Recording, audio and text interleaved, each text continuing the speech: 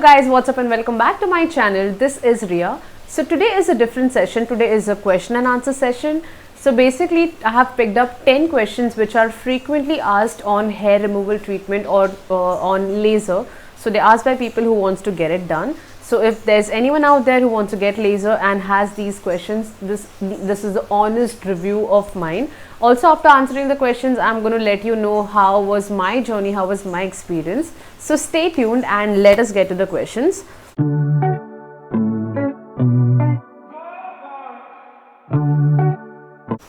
Is hair removal safe? क्या hair removal safe है?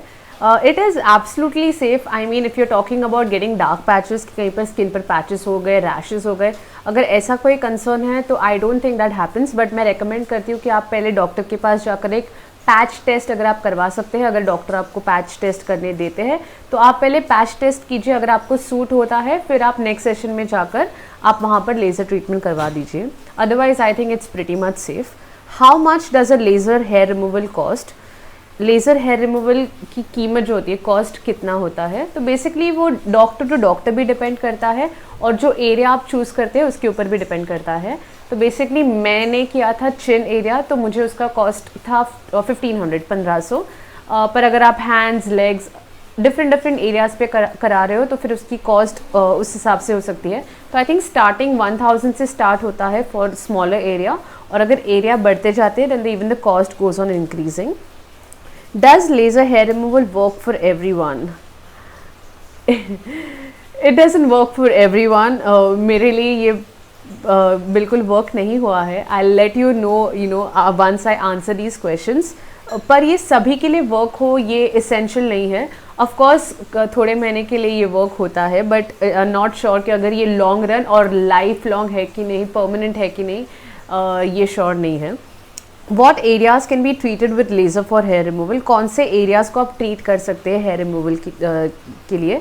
तो आप कोई भी areas, literally head to toe, आप कोई भी एरिया पर आप हेयर रिमूवल कर सकते हैं, विच इज़ इट्स गुड.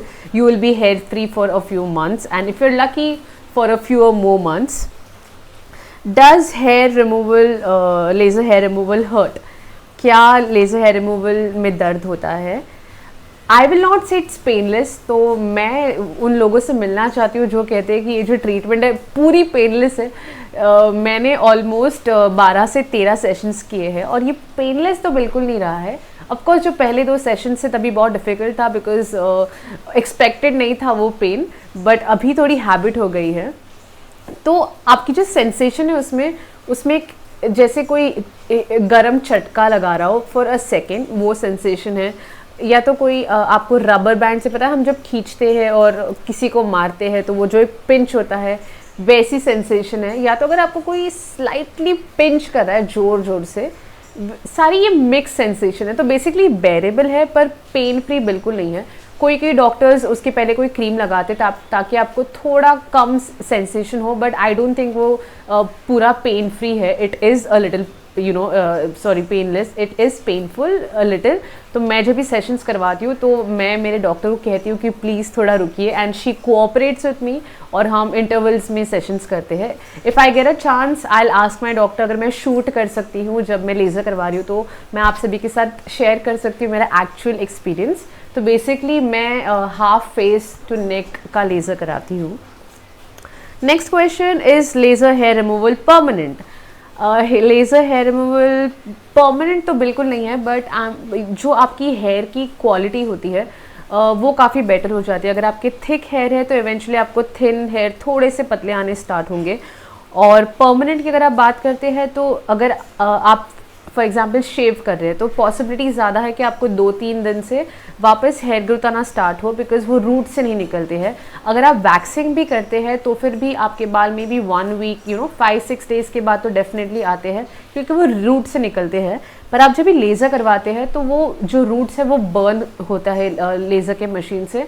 तो जो हेयर है, अगर आप लकी हो तो शायद आपको वहाँ पर बाल ना आए, but most of the cases आपको 1 से 2 महीने के बाद वापस हेयर ग्रोथ वहाँ पर स्टार्ट होती है और 3-3.5 महीने के बाद फुल हेयर ग्रोथ हो जाती है। मे बी बाल थोड़े से पतले होते हैं बट परमानेंटली वो नहीं जाता। How long does one session take, एक सेशन के लिए कितनी देर लगती है? ये डिपेंड करता है कि आपकी जो एरिया है वो कौन सी एरिया है। सो मैंने जैसे कहा कि मेरा जो है वो हाफ फेस है, तो मुझे लगभग 7 से 8 मिनट लगते हैं। अगर आप ज़्यादा इंटरवल्स और ब्रेक्स लोगे तो टाइम थोड़ा ज़्यादा लग सकता है, बट आई थिंक अगर जैसे आप एक अज्यूम कर सकते हैं कि अगर मेरी चिन और साइड लॉक्स और नेक एरिया है, इसके लिए 7 से 8 मिनट लगते हैं, तो आप अगर कोई हैंड्स, लेग्स, कोई भी एरिया पे करवा रहे हो तो आपको उतना मल्टीप्लाई होगा टाइम।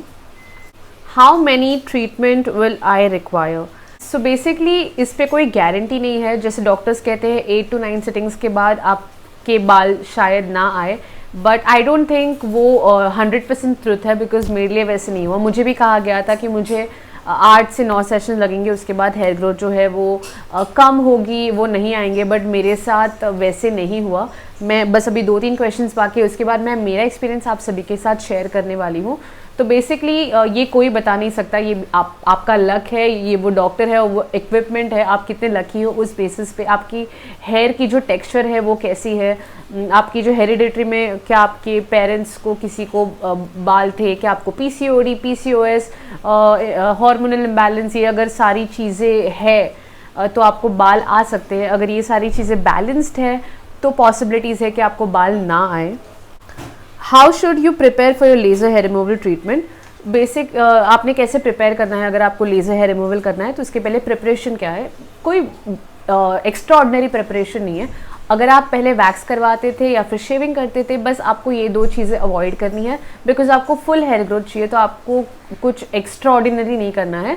बस आपको शेविंग या वैक्सिंग जो आप कर रहे थे वो आपको 1-8 महीने के लिए स्टॉप करना है, जब तक आपकी ग्रोथ फुल हो जाए, और फिर आपको डॉक्टर के पास जाना है। एंड बेसिकली जब आप वहाँ पर जाओगे तो डॉक्टर खुद पहले ऊपर से हल्के से आपके हेयर जो है वो शेव ऑफ कर लेंगे, उसके बाद कोई लोशन लगाएंगे और फिर सेशन स्टार्ट कर देंगे। ये डॉक्टर टू डॉक्टर प्रोसीजर जो है वो थोड़ा डिफरेंट होता है।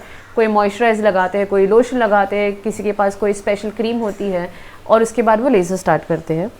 What is the best laser for laser hair removal treatment? तो बेसिकली मैं आपको रेकमेंड करती हूँ कि आप अगर आपको लेज़र करवाना है तो थोड़ी R&D कीजिए आप। उसके बाद जो डॉक्टर से मिल रहे हो उनसे पहले बात कीजिए। एक ही डॉक्टर के साथ मत स्टार्ट कीजिए, आप काफ़ी डॉक्टर से पहले मिल लो, उनसे कंसल्ट कर लो। अगर एक फ्री ट्रायल भी अगर वो दे रहे हैं तो पैच टेस्ट कर लो। उसके बाद देखो कि जो आपकी स्किन पर जो इफ़ेक्ट है वो कैसे हो रहा है, बिकॉज लेज़र जो है वो doctors according to the skin, according to the colour, pigmentation, वो अलग अलग टाइप की लेज़र्स यूज़ करते हैं। बट आई हाईली रिकमेंड कि आप पहले बात कर लो, पहले कन्विंस हो जाओ कि ये आपके ऊपर सही तरीके से वर्क होगा, और उसके बाद यू कैन डिसाइड कि आपको कौन से लेज़र मशीन से और कौन से डॉक्टर के पास करवाना है।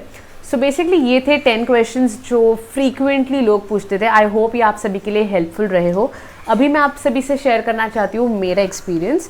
सो बेसिकली मुझे 2 साल हुए हैं कि मैंने लेज़र स्टार्ट किया था। मुझे पहले चिन पर हेयर थे, जहाँ पर जो कॉस्टिंग मेरे लिए थी वो थी 1500 यानी 1500। मुझे कहा गया था कि जैसे कि सभी के लिए वर्क होता है कि 8 से 9 सेशन या फिर 10 सेशन आपको लग सकते हैं। उसके बाद जो हेयर की जो टेक्सचर है या फिर हेयर ग्रोथ जो है वो कम हो जाएगी। तो हम बेसिकली माइंड में सोच के जाते हैं कि हमें बाल वापस कभी नहीं आएंगे, इसीलिए हम लेज़र स्टार्ट करते हैं। इसीलिए मैंने भी लेज़र स्टार्ट किया था, यही सोच के कि ओके 10 सेशंस 15,000 रुपीज़, उसके बाद मुझे बाल बिल्कुल नहीं आएंगे, मैं एब्सोल्युटली हेयर फ्री रहूँगी, इसीलिए मैंने लेज़र स्टार्ट किया था। बट मेरे लिए वैसे नहीं हुआ। मेरे लिए चिन में मैंने जब भी स्टार्ट किया था तो जो टाइमिंग था, अगर मुझे हेयर आ रहे थे आफ्टर 1 वीक और 2 वीक्स, वो प्रोलॉन्ग हो गया।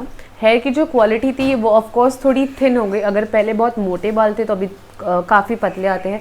पहले अगर बाल 1 मंथ में आते थे तो अभी 3 मंथ्स के इंटरवल में, लाइक 2.5 से 3 महीने के बाद आते हैं। बट हेयर ग्रोथ कम नहीं हुई है। इनफैक्ट मेरे लिए चिन एरिया में जब मैं पहले करवाती थी, उसके बाद जो हेयर ग्रोथ है वो ग्रो होते होते मेरे साइड लॉक्स तक चला गया, और अभी वो चिन एरिया के नीचे नेक तक आ गया है। तो मेरे लिए काफ़ी वंडरफुल एक्सपीरियंस नहीं रहा है, क्योंकि जब भी एरिया ग्रो होता है तो कॉस्टिंग भी ग्रो होती है। तो अभी मैं इसका डबल कॉस्ट देती हूँ। और पेन भी काफ़ी ज़्यादा होता है। तो जो मैं सोच रही थी कि मुझे बिल्कुल बाल नहीं रहने वाले मेरे फेस पे, जो बिल्कुल उल्टा हो गया है, वैसे मेरे साथ नहीं रहा है। सो गाइज़, आई रेकमेंड कि अगर आपको ज़्यादा बाल ना हो तो प्लीज़ आप अपने फेस के साथ मत खेलो। और कोई भी एरिया में अगर आप कॉन्फिडेंट है, अगर ज़्यादा हेयर नहीं है, 2-3 ही बाल है, देन आई रेकमेंड कि आप लेज़र मत करवाइए। जैसे नेचुरली है वैसे ही रखिए। But if you have a lot of hair, अगर आप स्पेंड करना चाहते हैं, because it is a long spending and a life long spending, तो अगर आप स्पेंड करना चाहते हैं तो ही लेज़र के लिए मैं आपको रेकमेंड करती हूँ। And let me show you what is my result. ये मेरा रिज़ल्ट है आफ्टर 13 सेशंस। सिर्फ हेयर की क्वालिटी काफ़ी थिन है। ये था मेरा एक्सपीरियंस, जो कि बहुत ज़्यादा वंडरफुल नहीं रहा है, बट आई एम ओके। और मैं अभी इतना फ्रीक्वेंटली नहीं करती हूँ, मैं उसे रहने देती हूँ, बिकॉज़ मेरा जो प्रोफेशन जो था वो मीडिया और एडवर्टीज़मेंट में था, इसीलिए मुझे ऑफ कोर्स हेयर रिमूवल करना काफ़ी इसेंशियल था, क्योंकि it matters how you look on the screen और टू पीपल। तो मेरे लिए ये इसेंशियल था। लेकिन अगर आपके लिए इसेंशियल नहीं है तो मैं रिकमेंड करती हूँ कि आप अगर ना करें, अगर आप स्किप कर सकते हो तो it is better. So this was it. I hope ये वीडियो आपके लिए यूजफुल रहा हो। अगर आपको ये वीडियो पसंद आया हो तो प्लीज़ वीडियो को लाइक, कमेंट और शेयर करना मत भूलिएगा। Also, if you haven't subscribed to Stipend, please go and subscribe to Stipend, and I shall see you in the next video. Until we meet next. See you. Take care.